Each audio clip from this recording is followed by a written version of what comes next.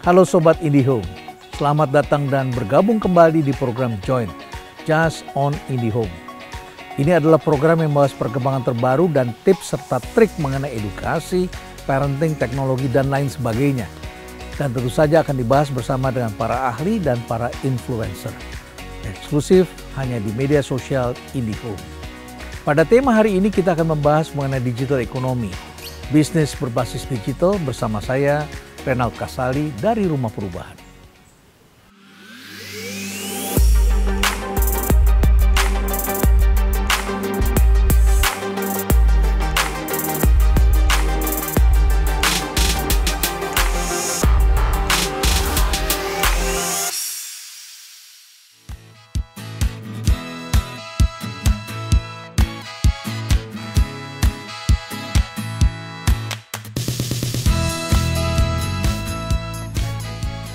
Digital ekonomi memberikan banyak sekali kesempatan-kesempatan baru. Dan pada tahap awalnya atau sebagian orang pada awalnya hanya menggunakan teknologi itu sebagai alat.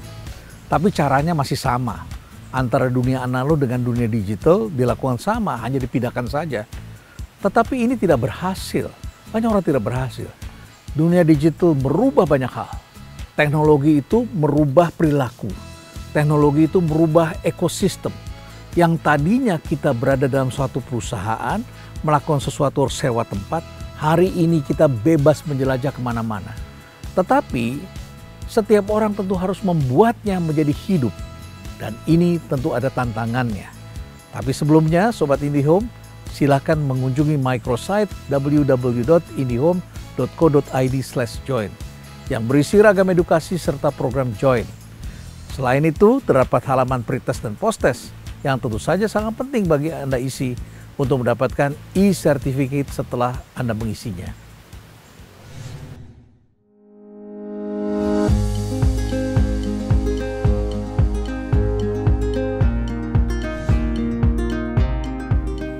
Saya ingin mengajak Anda perkembangan apa yang terjadi di dunia digital.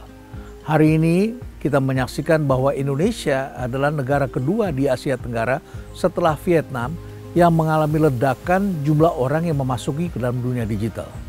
Jadi dunia digital itu dipenuhi oleh orang-orang baru sesungguhnya. Indonesia nomor 2, disusul oleh Filipina, Malaysia belakangan, Singapura jauh lebih sedikit, demikian pula Thailand. Oleh karena itu jangan heran kalau sekarang banyak kehebohan. Banyak sekali tiba-tiba orang komplain dengan metode COD. Kenapa mereka ribut? Karena mereka baru mulai, mereka tidak mengerti. Mereka tidak tahu etikanya yang berdagang. Ada yang bandel-bandel, ada yang nakal-nakal, yang membeli juga tentu saja mempunyai cara sendiri. Ini tentu membutuhkan waktu. Namun demikian saya juga ingin menunjukkan data kepada Anda bahwa ditemukan sekitar 60,2% dari orang-orang kita yang menggunakan sosial media untuk memasarkan produk. Ini sedikit lebih tinggi ketimbang hanya sekedar bermedia sosial, sekitar 57,8%. Tapi juga ada sekitar 54,4% yang menggunakannya untuk menggunakan promosi atau melakukan promosi barang dan jasa. Dan sekitar 44,7% mencari informasi untuk mengembangkan usaha dan memesan sekitar 35,9%, memasarkan produk melalui marketplace 34%, dan mengirim email itu hanya 27,7%. Jadi itulah gambarannya di dunia sosial. Dan kita juga melihat beragam analisis ketika sebuah perusahaan yang disebut sebagai unicorn ya. Dan kita juga menyaksikan banyak sekali analisis yang agak lucu ketika menyaksikan merger antara dua unicorn Indonesia. Yaitu misalkan saja antara Tokopedia dengan Gojek yang menjadi GoTo. Nah, ketika mereka berdua bergabung, sebetulnya kita tidak bisa lagi melihat sebagai dua perusahaan biasa. Mereka telah berubah menjadi hub firms, perusahaan hub. Yang mereka kejar itu ada dua, yaitu yang disebut network effect dan learning effect. Network effect adalah jumlah jaringan yang masuk. Jadi perusahaan-perusahaan ini memang selalu mencari jejaring-jejaring baru dan dimasukkan. Misalnya saja ketika Gojek membeli saham Kitabisa. Mengapa mereka melakukan itu? Karena di situ terdapat jaringan yang bisa dikembangkan menjadi GoDonation, GoDonasi. Dan ini adalah hal yang penting sekali untuk menambah jaringan. jaringan itu akan menentukan valuasi dari perusahaan itu. Dan yang kedua, ada yang disebut dengan efek belajar, learning effect. Learning effect itu artinya ada data yang bisa memberikan mereka insight. Dan salah satu yang menggunakan itu adalah Amazon. Perhatikan, Amazon kemudian mengambil sejumlah perusahaan, melakukan akuisisi, merger. Misalnya saja dia mengambil Whole Foods, kemudian IMDb, dan Twitch di bidang sosial media. Dan belakangan ini bahkan mereka mengambil perusahaan di bidang film dari Hollywood, yaitu MGM, Metro Goldwyn Mayer. Dan nilainya cukup besar mereka melakukan itu. Mereka juga mengambil perusahaan yang bergerak di bidang farmasi dan kemudian juga mengambil perusahaan-perusahaan lainnya. Ini adalah efek dari network. Tapi network itu kemudian juga akan menciptakan efek belajar, menciptakan produk yang sangat besar. Nah, kita penting sekali berada di dalam jejaring itu. Jadi bagaimana mendapatkan ekonomi adalah berada pada jejaring dan tidak boleh mendiamkannya. Tapi memilih produk dan tidak fanatik dengan produk itu menjadi penting sekali. Karena kita harus paham sekali apa yang tengah terjadi. Katakanlah misalnya sekarang saya tunjukkan kepada Anda opportunity dalam dunia film. Kita perlu industri film yang kuat. Amerika mempunyai Hollywood, India mempunyai Bollywood, Korea sekarang juga mempunyai industri budaya yang luar biasa. Demikian pula dengan China, Taiwan, Jepang, dan negara-negara lainnya. Tetapi di lain pihak, dari industri film sekarang muncul opportunity baru, yaitu game. Bahkan game tidak hanya bergerak sebagai pembuat game, tapi menjadi gamifikasi.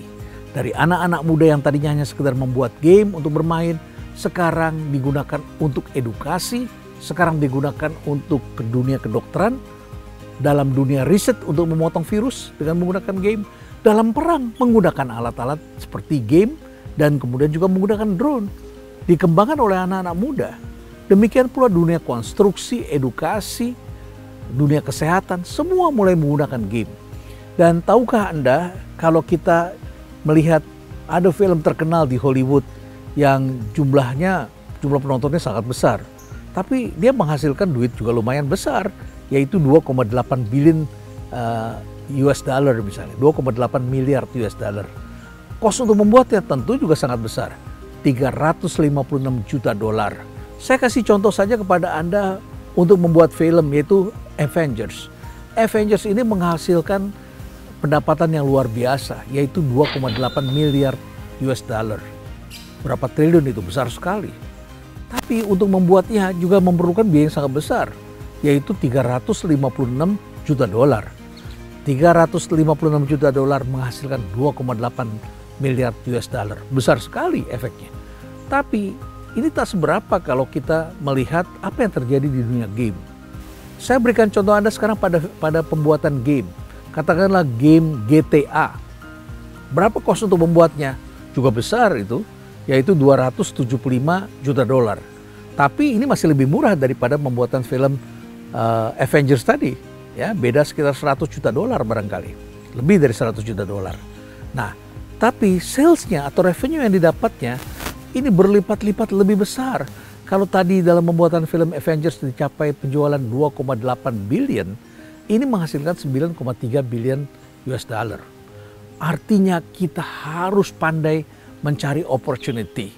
Opportunity setiap zaman berbeda-beda. Anak-anak tidak lagi bermain boneka seperti boneka Barbie atau main monopoli seperti kita pakai dadu yang dikocok kemudian kita bermain ada kertasnya di meja kita. Tapi semuanya serba digital hari ini. Apa yang dimainkan menjadi berbeda. Oleh karena itu kalau Anda ingin mendapatkan opportunity, pertama-tama kita harus pandai membaca perilaku dan opportunity apa yang tersedia. Yang kedua, hanya sekedar memindahkannya saja ke dunia digital belum tentu akan memberikan hasil. Jadi kalau disarankan oleh para ahli agar Anda menggunakan digitalisasi, jangan berpikir digitalisasi secara otomatis akan memberikan hasil. Ada hal lagi lain yang harus Anda lakukan. Apa yang harus dilakukan? Yaitu mengorkestrasi. Jadi bukan sekedar membuat sendiri semuanya, tapi kita mau orkestrasi ekosistem yang ada. Kemudian jangan lupa generasi baru ini mencari yang disebut collaborative gain. Apa itu collaborative gain? Artinya ketika mereka membeli, mereka sudah berpikir akan mendapat gain lain. Contohnya saja adalah ketika anak-anak muda berebutan mengirim tukang ojek untuk membeli BTS Meal. Kelihatannya mereka ikut-ikutan, tapi sebenarnya mereka sangat cerdas. Ketika mereka tahu harinya dibatasi dan orang semua rebutan, mereka tahu BTS ini banyak penggemarnya. Bahkan kalau tidak mendapatkannya, mereka masih bisa menjual apa yang mereka beli. Apa itu? Bungkusnya. Bungkusnya dijual seantara 300.000 sampai 3 juta rupiah. Bayangkan, membeli BTS Meal hanya 50 sampai 100 ribu rupiah bisa menghasilkan kelipatan berkali-kali lipat. Dan anak-anak muda ini selalu melakukan collaborative gain. Cari cara itu. Manfaatkan pula apa yang disebut dengan FOMO. Karena dengan FOMO, maka orang akan bisa membeli sesuatu yang tadinya didapatkan oleh orang lain. Dan yang paling penting adalah sebenarnya bagaimana melihat opportunity ini bisa Anda kapitalisir mendapatkan pendapatan. Dan mereka semua itu berkolaborasi bersama-sama. Saya kasih contoh, mengapa podcast-podcast baru datang dan mereka selalu mencari narasumber-narasumber yang mempunyai komunitas. Mempunyai komunitas. Jadi para podcaster itu mengundang narasumber yang pengikutnya banyak. Karena nanti pengikut ini bergabung networknya ke sini. Dan semua ini menjadi penting karena kita tidak hanya sekedar memanage dengan cara-cara lama, tetapi kita harus mengorkestrasinya. Jadi sebagai kesimpulan, opportunity tersedia banyak sekali.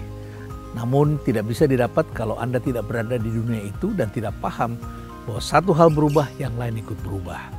Jadi gunakanlah cara berpikir baru untuk mendapatkan manfaat dari digital economy. Demikianlah pembahasan hari ini, Sobat IndiHome.